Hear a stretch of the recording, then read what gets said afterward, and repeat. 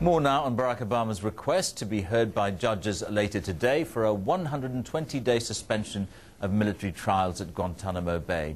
The detention center was one of the enduring symbols of the Bush administration. Today's move could herald an end to the use of Guantanamo Bay to keep terror suspects. After 9/11, President Bush created a special legal regime for on the so-called war on terror detainees, so they could be tried by military commissions instead of being treated as prisoners of war. In 2002, inmates arrived at a special detention camp at the U.S. naval base in Guantanamo Bay, Cuba, for the first time. 2 years later, the first charges are brought. In 2006, the Supreme Court ruled that those military commissions had violated the Geneva Conventions.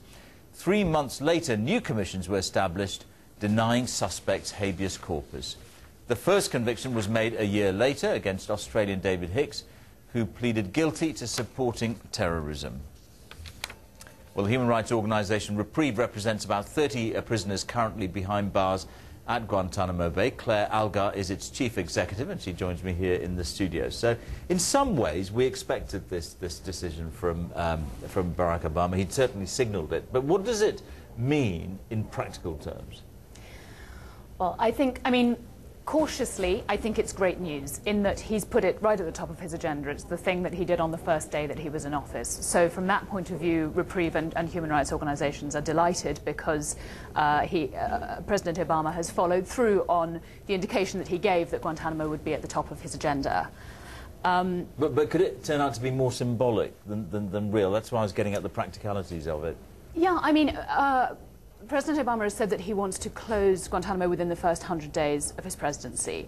We are very hopeful that would take place, but yes, there are certainly going to be problems that he will face. For example, there are 50 or so people in Guantanamo Bay who could leave now. Right now, they've been cleared for release, but they have not left and in fact have chosen to stay in Guantanamo Bay rather than return to their home country because they would face torture in that home country.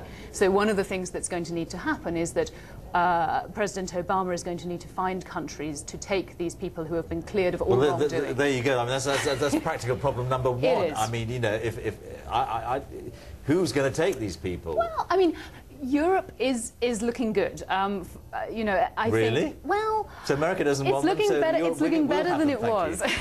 Well, I think when President Bush was still in power, there were very few European states who were prepared to step up to the plate and help him out of the situation. I think that President Obama coming in has changed that, and indeed Portugal has now stepped up and said that it will take people. I believe Spain. I'm very hopeful that England would also step up, because it's not really enough for Europe simply to condemn Guantanamo Bay as a human rights abuse without actually helping do something about it. What about the others who perhaps ought to face prosecution, but there's this whole complication that some of the evidence against him might have been derived from torture, which is defined as such. That's a huge problem, isn't it?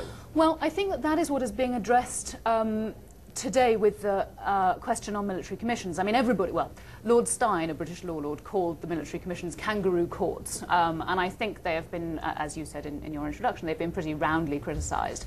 And I think that President Obama's decision to address that first and to ask for a suspension of those trials going ahead suggests that he is going to look at alternatives for prosecution. And certainly Reprieve would very much ask that all the people who are facing military commissions be transferred to the US mainland and face proper prosecutions in criminal courts. OK, we're going to have to leave it there. Thank you very much. Thank you.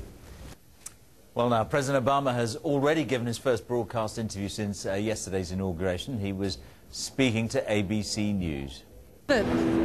Sounds good, doesn't it? You know, it's got a certain ring to it. It was beautiful watching you dance with your wife, just one of the highlights of this long day. When you walked out and you saw the sea of humanity all the way back to Lincoln, what are you going to remember most? You know, I think it is just the way that the American people have made this about more than just an election. You get a sense that kids are rethinking their priorities. You know, neighbors are starting to think about each other differently, and that kind of spirit, part of what I wanted to communicate in my inauguration speech was that government's going to work. We're going to make it work. But, you know, it's ultimately the American people coming together that is going to determine what we accomplish and how we get through some very difficult challenges. During the taking the oath of office, I, Barack Hussein Obama, do solemnly swear. I, Barack Hussein Obama, do solemnly swear. Chief Justice Roberts inadvertently switched some words up. You were trying to help him out there. That I will execute the office of President to the United States faithfully. That I will execute. Listen, I think we're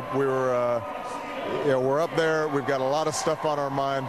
And he actually, I think, helped me out on a couple of stanzas there. So, you know, overall, I think it went relatively smoothly, and I'm very grateful to him.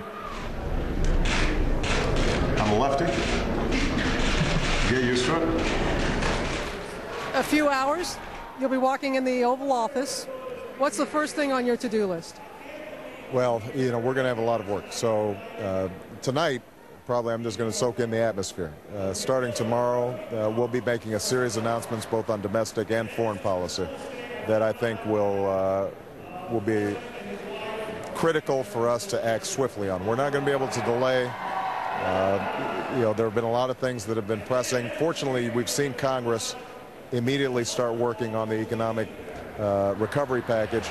Getting that passed and putting people back to work, that's going to be the thing that we're most focused on. Well, Mr. President, thank you very much. I know you have other balls to attend, and we appreciate your time. I'm grateful. Thank you very much. Thank you. President Obama there talking to ABC News.